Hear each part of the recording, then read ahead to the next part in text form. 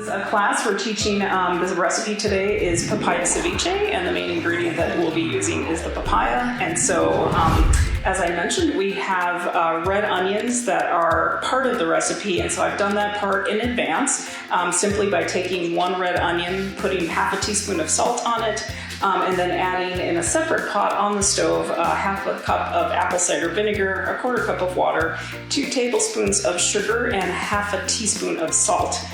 Once that comes to a boil, you want to remove it, set it aside, allow it to cool, pour that over those onions, and then put that in a jar or keep that in the fridge until you're ready to prepare the rest of the recipe. We're going to start with our 2 cara oranges, which we're just going to peel and chop, and so I've got those now into my bowl. And the next thing we're going to do, moving along, to add to our chopped things in this recipe, I'm going to use an English cucumber. So for this cucumber, let's start with half. This is a pretty big cucumber here. And I'm just going to cut it right down the middle in half. Now, you can also, it's just a simple dice that I'm going to do, but I always have this little trick just to make my dices a little bit smaller. But if you're kind of new in the kitchen or you're not comfortable with a knife, you don't have to do this. But I kind of stand it on the end here and just make another cut down so that I end up having 2 pieces, right? And so that way, when I cut it into longer strips to make my dice, they won't be as chunky. But I always say aim for having them look about the same size and you'll be good to go. So I cut that now down one way, and then I'm basically just going to take my knife and go and make my small dice cuts along the other side. And we'll do this with both pieces until we get about a cup. In goes 1 cup of the diced cucumber. And then we're also going to do radishes. And these are just regular red radishes. I'm going to take 2. You could do more if you like that. There are different kinds of radishes. I'm going to go for this big one right here. Okay, so I'm kind of trying to make a little dice here by kind of doing the same technique. I've cut them into rounds like this, and then I'm just making little strips, turning it the other way to get my dice. It's a little slippery because I got the gloves on, but we're going to make it go. Okay, so pretty much that's what you want. So you still have some of that beautiful red color, but now you've got smaller little chunks to play with here. And if you're not a fan of radishes, you could just leave them out as well. This is something I was talking earlier about my love of papaya. How originally I was not a fan of papaya, but my nephew came to visit a couple of years back, and we went to this market, and he bought a beautiful papaya. It was huge, a lot bigger than this one. The one we're going to use today is called the Maridol papaya, and that's typically what you'll find at most grocery stores. I think sometimes you have better luck than others. These are one of those fruits that you can sometimes purchase and then just allow it to ripen on your counter. And then the other thing we're going to do before we get to the papaya, we've got a few more things here. So we've got some limes, which I'll juice here at the end. And then we have a jalapeno. So I'm gonna put, it calls for 1 small jalapeno. This was the smallest. So we're only gonna use a little bit of that. The other spicy thing we're gonna put in here is this ingredient called sambal oleg. Have you guys heard of that? So this is it's like a garlic chili sauce. And it's used a lot in like Asian cuisines. You can find it at H-E-B, probably Walmart now too. But it's basically just kind of a liquid, like a chili paste. And it's a little bit sweet, it's got a little bit of heat, so we're gonna use 2 teaspoons of that. And I'm gonna mince this just so that it's smaller pieces so you don't get a bite and it's a big chunk. Then,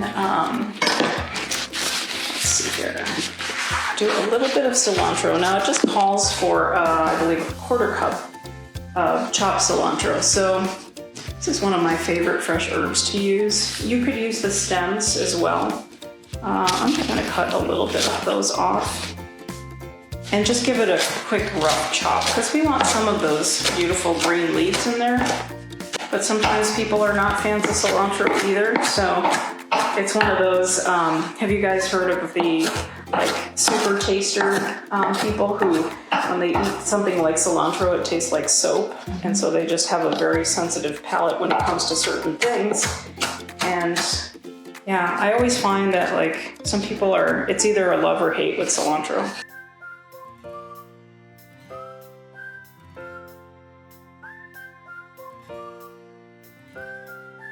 Those flavors are going to be even more happy together. So, especially with the pickled red onion and all of that in there. Yeah, this is one of my favorites. It's beautiful, it's colorful. It's kind of unexpected, right? Because people are like, ceviche, what? Are you going to put fish in there? No. I think I did this originally. I had it for, somebody requested a plant-based recipe. And I thought, oh, why don't we use papaya? And that's how this one was born. Okay, so we're doing half a teaspoon of salt. Just to balance everything out. And then the 2 teaspoons of this garlic chili sauce. So delicious.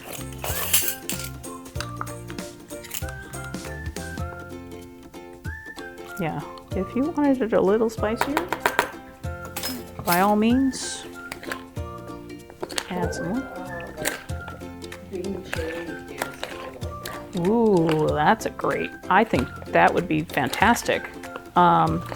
I would take out the papaya and just use the cherries. If in cherry season, you could do the same thing with cherries. That would be delicious. Great suggestion, yeah. If you could even find at a reasonable cost the Rainier cherries, the beautiful like yellow red ones in something like this, but any kind of cherry. And you can get frozen cherries. Give it a try. I got you, Pam. I got you, Pam. Okay, so I think I want to add a little more red onion for you guys. I feel like there needs to be more in this party because it just looks so good. And I'm just going to use my hands because I got gloves on. All right, I'll just give it a little more chop here. Just a little bit more. Okay, now. All right, and then as I say, at this time, usually at about this time, my lovely assistant Rosie, who's also been dying to try this recipe, you guys can give that a try. So really easy, not a lot of ingredients. Some things you could do in advance, like these red onions, but if you were making this for like a brunch or a lunch, it doesn't take that long. The pickled red onions, you could also just, like I said, pour those ingredients over the onions, let them sit, put them in the fridge. You wouldn't have to boil it. I just did it just because, I don't know, I was weird. And sometimes I like to do things, I don't know, takes a little bit longer, but the flavors I think you guys will enjoy. So there's a lot of crunch, there's the sweet creaminess of the papaya. Yeah, it's delicious. Go for it. There it is. Okay, so while Miss Rosie is doing that, I'm going to clean up a little bit. We do have some nutrition. I kind of pulled some stuff out of the archives for today for this as well. Some of you may remember we did, I think one of the original series I started with was something called Nourish, and looking at different parts of the body, right? And I thought, because we're talking, this recipe has a lot of great things, a lot of raw, good fiber ingredients, we could talk about our gut and our gut health. So in this particular section, I wanted to talk about fiber. So that is like, fat used to be the feared F word. Now there's a positive thing. You always hear about fiber, and in particular for women, right? Like, we need more fiber, we need more fiber. And sometimes I think people get a little scared by the word fiber because they're like, oh my God, where do I find it? What do I do? How much do I eat? And so here's a couple things that we can think about when it comes to fiber. So first of all, it comes in 2 different forms. So it can be soluble and insoluble. So what does that mean? You might have heard those terms. Soluble fiber, it's a type that can easily dissolve. So papaya is a great example of that. Insoluble remains intact, and it can add bulk and helps keep things moving through the intestines. So if you think about things like whole grains, oatmeal, so soluble fibers found in things like, beans, oatmeal, and apples. And then insoluble fiber can be found in foods such as brown rice, popcorn, nuts, seeds, and fruits with edible peels. So if you think about apples, right, pears, things like that. The recommended fiber intake. So how much should we be eating? For men, it's about 38 grams a day, and for women, it's about 25 grams. Fiber is key to helping us accomplish a couple of things. One of those is reducing blood sugar levels, because it encourages a slower absorption of sugar into the bloodstream. And then it can also contribute to a healthy weight, because foods and fiber, or that are higher in fiber, help us balance our appetite. So that word satiety is helping us keep us basically feeling full longer, right? So we're not always hungry and reaching for whatever. So fiber is a good thing because of that. If you think about gut health, there's a lot of things that can compromise our gut health, from things like food additives. So sugar, alcohols can be one of those things. These include things like, if you've heard of these or seen these on the back of packages, sorbitol, xylitol, erythritol. I'm not sure if I'm pronouncing that correctly. But if you all have noticed these and have consumed foods and wondered why your stomach hurts afterwards, check the backs of things. That's always why I always tell people, get into the habit of reading the backs of packages, nutrition labels, and all of that, because you'll find this there listed under the ingredients. So commonly, these are things that have been found to replace sugar. So you find it actually, this is one thing that I struggle with, sorbitol and xylitol, but it's in everything, including things like toothpaste, like things that aren't even like foods that we consume, but things that we use.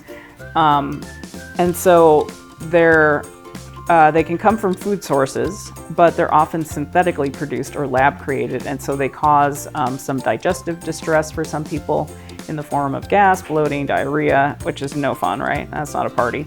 And so definitely if you're having some gut issues and you're like, I eat really well, I'm not quite sure. One thing is to remember, like, add fiber in slowly. That's always a golden rule. If you're not used to eating things that are high in fiber, you have to introduce your gut and your digestive system very slowly, so smaller amounts at first. I also find sometimes raw ingredients are a little too hard for me, and so I have to either cook them off, steam them off, roast them, and that kind of breaks them down a little bit easier for me to digest. So that's also a good bit of advice. So yeah, check food and toiletry product nutrition labels, because you can find some of these weird sugar substitutes in there. And research is also finding that some can be linked to increased inflammation. And so that's another thing where we're trying to stay away from that, because inflammation in the body can lead to all sorts of other health complications, and we don't want that. So in this particular focus of, when we're talking about gut health, there were a couple of resources that I had listed, and then some activities to help with keeping your gut healthy. So on the left-hand side, you'll see it's a cookbook called Cook for Your Gut Health, Quiet Your Gut, Boost Fiber, Reduce Inflammation by America's Test Kitchen. I love watching, I don't often do this anymore, but I used to love watching the Saturday afternoon cooking shows, like on the local PBS station. America's Test Kitchen is one of my favorites, because they really kind of go to town, like really almost like crazy, go to town and like test everything. That's what they do, right? And they do it so that when we get to the recipe and we cook it, we know it's going to turn out well. And it's going to be really great because they've tried it in all different forms. That's what they do. If I could go back in time, I would work for America's Test Kitchen, because they are amazing. But this is a great cookbook if you're looking for some ideas on cooking for your gut and cooking some good recipes to reduce inflammation and boost your fiber. Dr. Will Bulsiewicz, I don't know if I pronounced that correctly.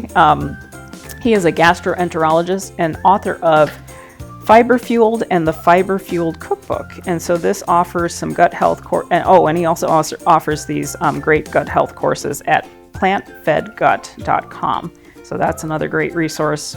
And then this one I just love saying, we're going to catch this on camera, Butts and Guts podcast by the Cleveland Clinic.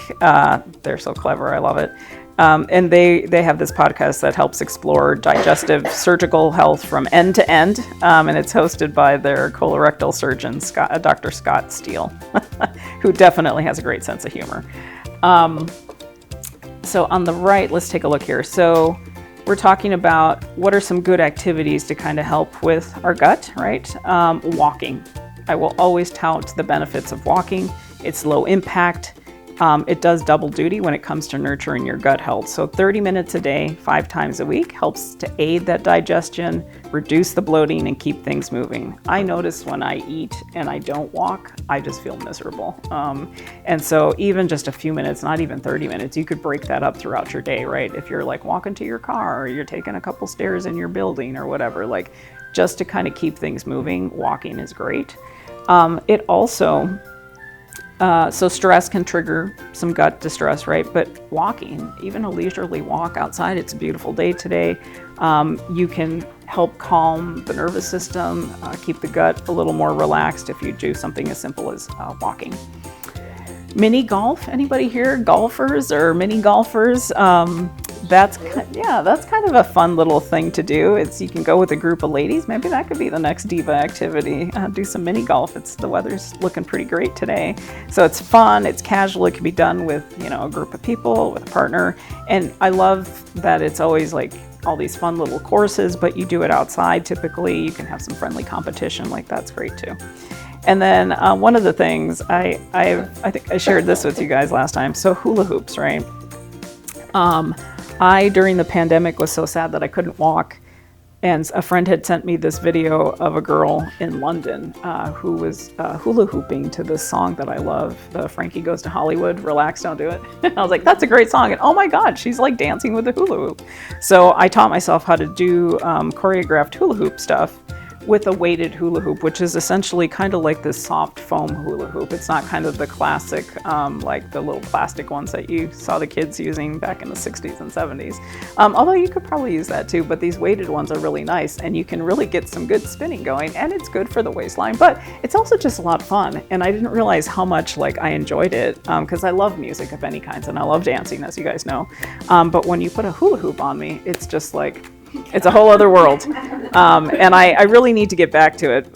I sometimes I just don't have enough space, to kind of, because you need a little bit of, clear some space around. But I used to do these just quirky little choreographed skits with songs that I enjoyed hearing, and I'd do it and I'd record it and I'd put it on Facebook or whatever, and my friends would be like, oh my God, this is so great.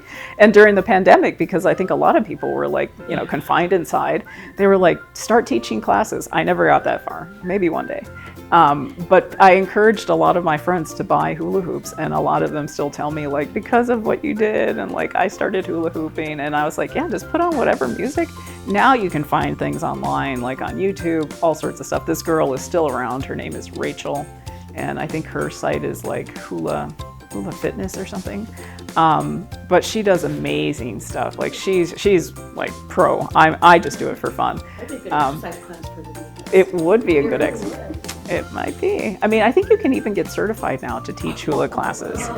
So I don't know, maybe in my next career move, that might be part of it. But it is a lot of fun, because I think, when you kind of bring out the kid in yourself, we forget to do that, right? We forget to play. That's also, it keeps us relaxed, not so stressed, and that also incredibly affects our gut health, because it keeps us healthy, keeps us happy. So that's all I have for today, but that's, what do you guys think of the ceviche? To get yours. I know, right? I'll take a little with me. But yeah, so this was week 1.